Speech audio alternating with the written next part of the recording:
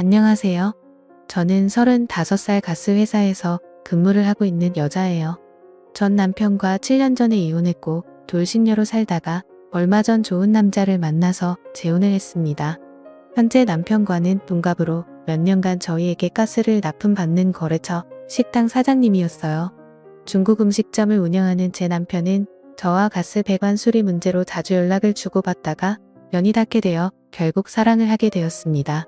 제 남편도 돌싱이었는데 이혼한 지 1년밖에 되질 않아 저와의 만남에 대해 오랫동안 고민한 듯 했지만 결국 저를 놓치기 싫다면서 그날로 저와 남편은 서로에게 사로잡혀버리고 말았네요. 아무래도 둘 다 아이가 없으니 크게 신경 쓰이는 건 없더라고요. 아무튼 그렇게 만남을 이어오던 중 한 번은 남편의 이혼 사유를 물어보니 술 기운을 빌려 괴로운 듯 말하더군요. 전 부인이 자신보다 10살이 어렸는데 결혼한 지 9년 정도가 되었을 때쯤 전 부인이 다른 남자와 바람이 난 걸 알게 되었는데 그런 사이를 오래 유지하고 있었다고 하더라고요. 그래서 자신과의 아이를 갖기 싫어 했었던 걸 알게 되었답니다.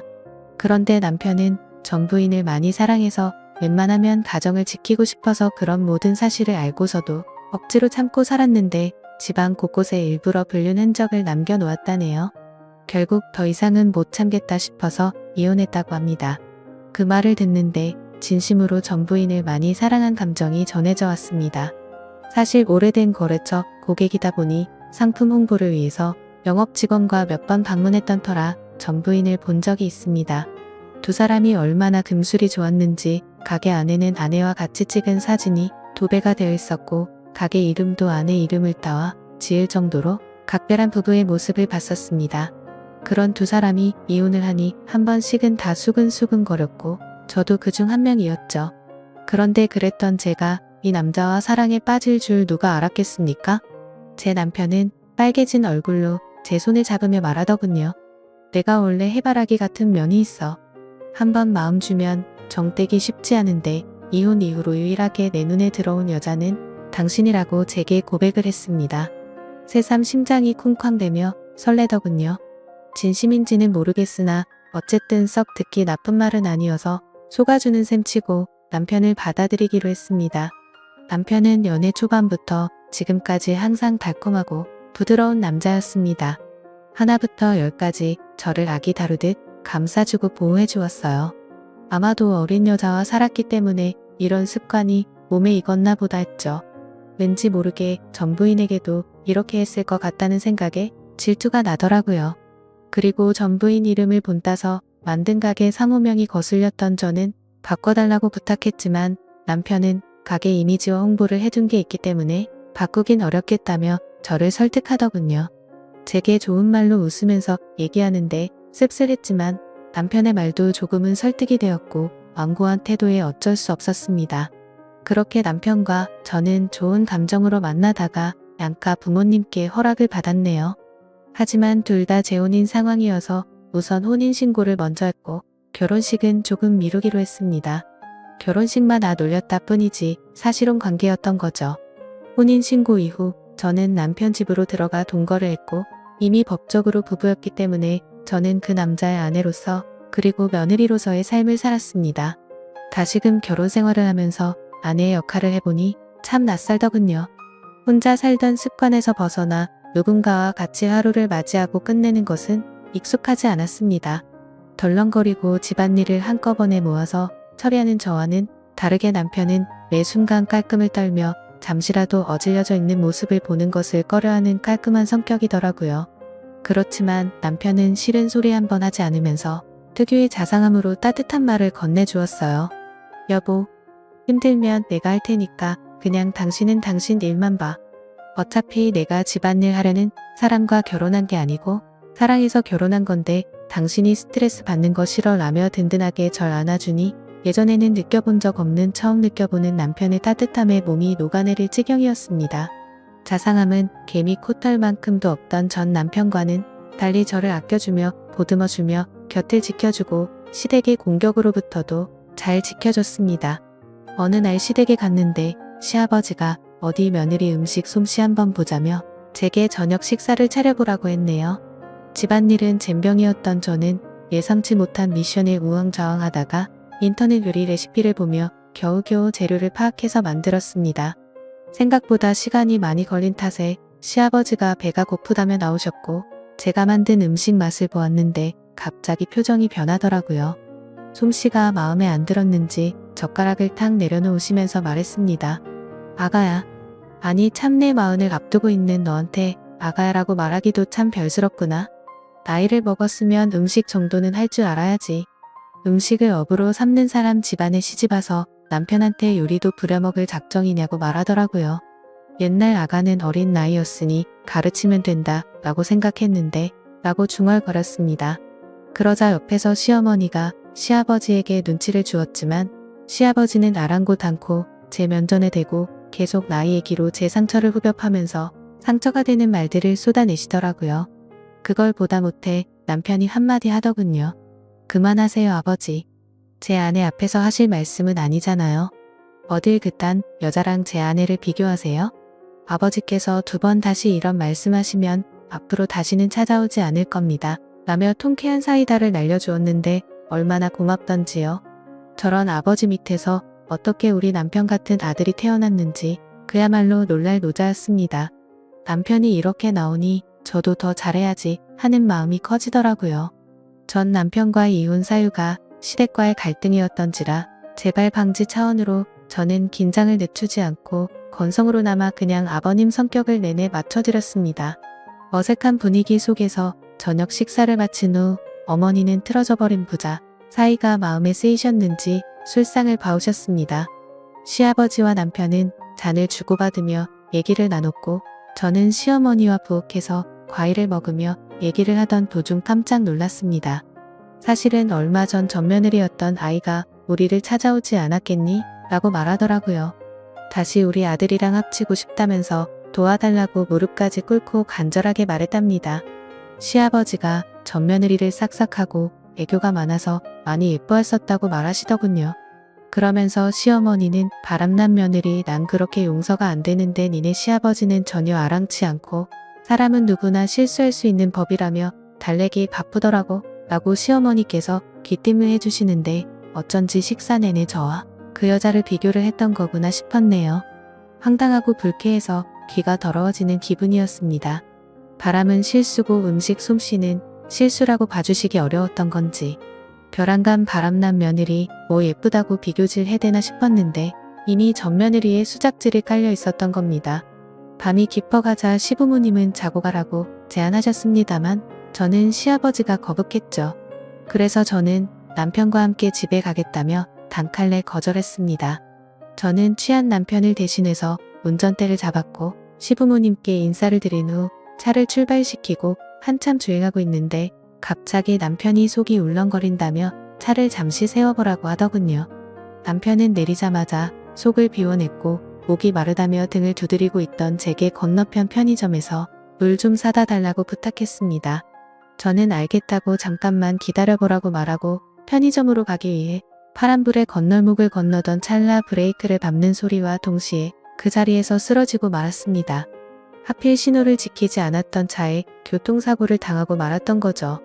남편은 술이 확 깼는지 놀라서 달려왔고 쓰러진 저는 병원에 실려가 온갖 검사를 마친 후에 입원을 하게 되었습니다. 의사 선생님께서는 다행히 심각한 건 아니지만 인대 쪽에 문제가 생겨 당분간 다리를 쓰긴 어렵다고 말하더군요.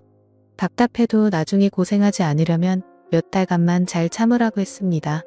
그렇게 친정 시댁 식구들은 제가 교통사고를 당했다는 소리에 한달음에 달려오셨고 남편은 다 본인 탓이라며 그때 아내한테 물 심부름만 시키지 않았으면 교통사고 나지 않았을 거라고 울면서 자책했습니다. 저는 오히려 그런 남편을 위로하며 나 괜찮다고 너무 걱정하지 말라고 얘기해 주었네요. 시아버지는 그 와중에서도 혀를 끌끌 차시며 시댁에서 자고 가라는 말을 안 들어서 벌받은 거라고 하시는데 대꾸할 힘도 없었던 저는 몸 아픈 것도 서러운 판국에 그마저도 꼭 참아내야만 했습니다. 남편은 그 후로 병원에서 먹고 자고 하며 전보다 몇 배로 제게 신경을 써주며 잘해줬습니다. 다리가 불편해서 밥도 제대로 못 챙겨 먹을까봐 손수 떠먹여주고 난 후에야 가게를 나갔고 하나부터 10까지 다 챙겨주더라고요. 남편이 허구한 날 씻겨주고 재워주고 먹여주니 정말로 아기가 된 느낌이었습니다. 저는 보험 때문에 오인실에 입원했는데 주위 사람들이 하나같이 신랑 너무 잘 만났다며 부러움을 샀어요. 일도 안 가고 남편과 깨소금을 풍기며 같이 있으니 오히려 더 행복한 나날이었습니다. 그러던 찰나 어느 날 남편이 퇴근을 하고 찾아와서 무거운 얼굴로 저를 바라보았습니다. 여보, 나 사실은 요새 가게 매출이 많이 떨어져서 지방에 계신 스승님을 좀 찾아뵈어야 할 것 같아. 가서 신메뉴 개발 조언도 좀 얻고 여러 가지 방안도 연구할 겸 한 일주일 동안은 다녀와야 할 것 같은데 어떡하지? 그 말에 조금은 서운했지만 내색하지 않고 괜찮다고 잘 다녀오라고 했습니다. 어느 정도 다리도 많이 나았고 목발 쓰면 거동도 할 만하다고 애써 웃어 보였어요. 남편은 제가 맘에 쓰였는지 떠나간 일주일 동안 저를 돌봐줄 친정엄마에게 용돈을 챙겨드렸고 의사와 간호사 선생님께도 잘 좀 봐달라는 얘기를 남겨 일주일 동안 출장을 가게 되었습니다. 매일같이 붙어있던 남편이 있다가 없으니까 허전하더라고요. 주위에 같이 입원한 환자들도 하나같이 신랑은 어디 갔냐고 찾았습니다. 저는 자초지종을 설명하고 틈만 나면 목소리라도 듣고 싶어 전화를 걸었지만 받지를 않았고 몇 분 후 당분간 연락이 어려울 것 같다며 일 다 끝나고 연락하겠다고 제게 장문의 톡만 보내왔습니다. 이해는 하지만 남편의 빈자리가 컸던 저는 기분이 좀 그렇더라고요. 뭐 얼마나 바쁘길래 전화도 제대로 못하나 싶었습니다. 하루 이틀은 그래도 어떻게 버텼는데 3일 4일이 지나니 정말 보고 싶어서 도저히 못 버틸 지경이었습니다. 제가 이렇게 남편을 사랑하고 있는 줄 짧은 헤어짐으로 알게 되었네요. 그 사이 저는 담당 주치의에게 퇴원을 희망한다고 말을 하였고 의사도 퇴원을 해도 좋다고 허락을 받았습니다.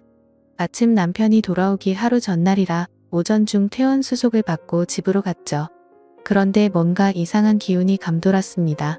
거실에는 너저분하게 쌓여져 있는 병들이랑 캔 그리고 치워놓지 않은 마른 안주들이랑 널브러져 있었고 부엌에는 반찬통이며 김치통이며 뚜껑이 열려진 상태로 방치되어 있었습니다.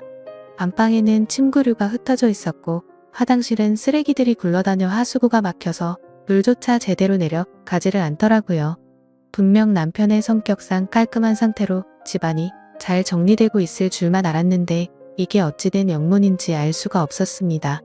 저는 저를 케어해 주시던 친정엄마와 함께 역한 냄새를 참아가며 불편한 몸을 이끌고 조금씩 청소를 시작했고 한참 고생을 해서 간신히 집 상태를 되돌려 놓을 수 있었습니다. 저는 석연찮은 마음을 뒤로한 채 친정엄마를 돌려보냈고 혼자 침대에 누워 내일 올 남편을 깜짝 놀래켜주기 위해 이런저런 이벤트를 생각하고 있었는데 갑자기 새벽 2시쯤 도어락이 열리는 소리가 들리며 누군가가 들어오는 소리가 나더라고요.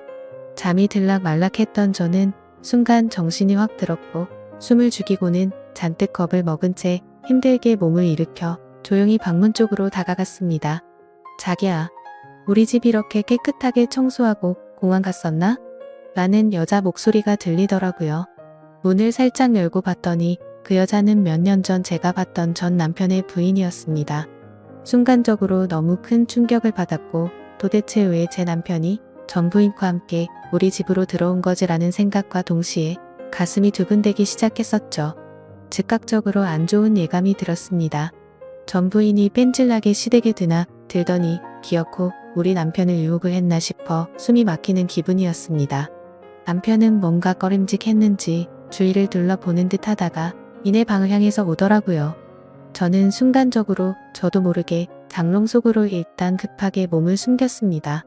이내 안방 불이 켜졌고 그토록 그리웠던 남편이 제 눈앞에 들어오더라고요. 그런데 표정이 너무 어두워져 있었고 제가 알던 남편이 맞는지 의심스러웠습니다. 이내 방을 둘러보더니 촉이었는지 어딘가로 전화를 걸더군요. 여보세요? 김미나 환자 보호자 되는 사람인데 혹시 김미나 씨 퇴원했나요? 라고 묻는데 심장이 쿵쾅쿵쾅 떨렸습니다. 남편의 어두운 표정을 보고 있으니 뭔가 제가 죄를 짓고 숨어 있는 건가 싶고 두렵더라고요. 남편은 전화를 끊으며 앞에 있는 전부인한테 말했습니다. 큰일 났어.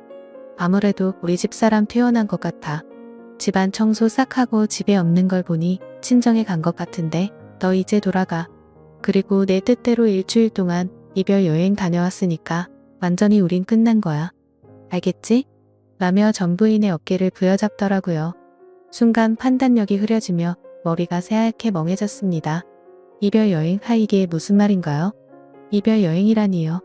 다들 생각하듯이 남편은 일주일 동안 지방에 있는 스승님께 간다는 말은 거짓말이었습니다. 사실은 전 부인하고 일주일 동안 이별 여행을 갔다가 왔던 거였죠. 그것도 교통사고 나서 병원에 입원하고 있던 저를 내팽겨두고 말입니다. 그 말을 듣는데 배신감에 눈물이 나고 손이 부들부들 떨리더군요. 믿었던 남편의 배신의 치가 떨렸습니다. 남편의 전부인 반이죠. 남편의 상간녀는 남편에게 안기며 말하더군요. 오늘 하루만 더 자기랑 같이 있었으면 했는데 도움을 안 주네. 어쨌든 고마워 자기야. 내 부탁 들어줘서. 자기한테 미련이 남아서 예전 시댁에도 찾아가고 그랬는데 이걸로 만족할게. 그래도 마지막으로 보냈던 밤들을 영원히 잊지 못할 거야 라며 혼자서 무슨 비련의 여주인공이 된 건 마냥 남편의 곁을 울면서 스쳐 지나가더군요. 남편은 전 부인을 밖으로 내보내고 한숨을 내쉰 후에야 제게 전화를 걸었습니다. 그래서 저는 장롱에서 천천히 나갔죠. 그러자 남편은 엄청나게 당황해하면서 말하더라고요. 여보, 언제부터 거기 있었어? 당신이 왜 거기 있는 거야? 라고 심하게 말을 더듬는데 저는 제 휴대폰을 남편에게 확 집어 던지고는 울고 불며 난리를 쳤습니다. 야, 이 분리수거도 안 되는 쓰레기야. 어떻게 네가 교통사고까지 당한 날 내팽겨치고 전 부인이랑 여행을 다녀올 수 있어? 네가 짐승이지 사람이야? 어떻게 네가 나한테 그럴 수가 있어? 라며 숨을 헐떡거리며 울었습니다. 그러자 남편은 가슴 아픈 얼굴로 허울 좋게 저를 위로하며 달래더니 꼭 안아주면서 말하더군요. 미안해. 다 내 잘못이야. 사실 헤어진 전 부인이 당신이랑 만난 지 얼마 안 돼서 계속 나랑 재결합하자고 했었어. 내가 안 통하니까 우리 부모님한테도 찾아갔더라고. 그런데 내가 당신하고 결혼 약속까지 다 했는데 이제 와서 어떻게 배신을 해. 전 부인한테 한참 동안 여러 번 알라듣게 설명했는데 끝끝내 이별 여행 다녀오면 날 놓아주겠다고 하더라고. 그래서 어쩔 수 없이 다녀온 거야. 내가 당신을 사랑하니까 정말로 그 여자랑 다 끝내려고 이별 여행 간 거라고 말했습니다. 이별 여행을 다녀온 것도 다 저희 부부 사이를 위해서라고 합리화시키는데 대꾸할 가치도 없는 멍멍이 소리에 허탈함과 실망감까지 도저히 어떻게 할 수가 없겠더라고요. 어이가 없던 저는 물었습니다. 그럼 집안 꼬라지는 왜 이렇게 어질러 놓은 건데? 설마 나 입원하고 있는 사이 그 여자랑 우리 신혼집에 들어와서 산 거야? 남편은 우물쭈물하다가 한참 고민을 하다가 말하더군요. 원래 전 부인이랑 6년간 살았던 곳인데 여기 집 구할 때 전 부인 친정에서 돈을 보태줬어.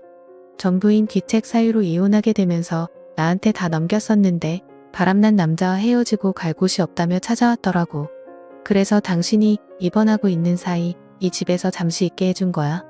그냥 나도 모르게 좀 불쌍하더라고. 그래서 저는 지금 그걸 말이라고 하냐고 따져 물었습니다. 옛날에 그 여자 집에서 돈 좀 보태줬다는 걸 빌미로 나랑 신혼생활을 하고 있는 이 집에 그 여자를 들여 놓다니 말이 된다고 생각해? 그리고 그것만으로도 용서가 안 되는데 이별 여행까지 갔다니 말이 되냐고. 내가 만약 교통사고 안 났으면 어쩌려고 그랬냐? 이런 걸 보고 하늘이 도왔다고 하는 건가? 난 이들 절대로 용서 못해. 가만두지 않을 거야 라고 말했죠. 제가 속이 좁은 건지 모르겠지만 이딴 짓을 벌인 남편을 도저히 이해할 수가 없고 용서할 수가 없었습니다. 이별 여행 어디서 그럴듯한 말로 불륜지를 포장하는지 그따위 건 개나 주라 그래요. 그들에게 로맨틱했던 일주일의 시간을 아무것도 모르고 남편을 그리워하며 보냈던 걸 생각하니 더욱 울분이 치솟았습니다. 저는 악에 받쳐 소리를 지른 후 남편의 만류를 뿌리치고 자리를 박차고 나와 목발을 짚고 새벽 밤거리를 울면서 걸었네요. 여태 흘린 눈물 모은 것보다 더 펑펑 쏟았던 것 같습니다. 그토록 사랑했던 내 남자의 극단적인 행동에 충격을 받은 저는 친정집에 머물면서 결국 남편과는 시간을 갖자고 했네요. 남편은 틈만 나면 찾아와서 제게 당신이 생각하는 그런 일은 전혀 없었다고 싹싹 비는데 마음이 돌아선 저한테는 남편의 모든 행동이 믿음이 가지 않았습니다. 그러자 남편이 말하더군요. 그 여자랑 끝났다는데 왜 내 말을 믿지를 못해? 당신이 나 없이 살 수 있을 것 같아? 당신이 지금 날 못 믿고 이렇게 헤어지면 지금 나한테 이렇게 대한 걸 후회할 거고 그 여자처럼 날 다시 찾게 될 거야. 왜 여자들은 뻔한 행동을 계속하는지 모르겠네. 당신 나중에 그때 가서는 소용없어. 내 말 명심해. 그 뻔뻔한 말에 있는 정도 다 떨어지더라고요. 저는 결국 이혼을 감행했고 무턱대고 혼인신고를 빨리 한 탓에 빨간 줄만 하나 더 생겨버렸습니다. 남편이 그 이후로 어떻게 살고 있는지는 모르겠네요. 남편이 운영하던 중국집은 주인이 바뀌어 다른 사람이 운영하고 있었습니다. 여전히 예전 부인 이름을 딴 상호만 보면 그날의 충격이 떠올라 심장이 뛰고 기분이 나빠지네요. 어쨌든 저는 짧은 결혼 생활을 끝내고 싱글로서 삶을 살아가는데 역시 싱글의 삶이 제게는 제격이었습니다. 제 인생의 결혼은 2번 다시 없으리라 장담할 수 있어요. 대신 자유로운 연애는 실컷 하고 살게요. 이제는 결혼보다는 연애가 좋은 것 같습니다. 제 사연을 읽어주셔서 감사합니다.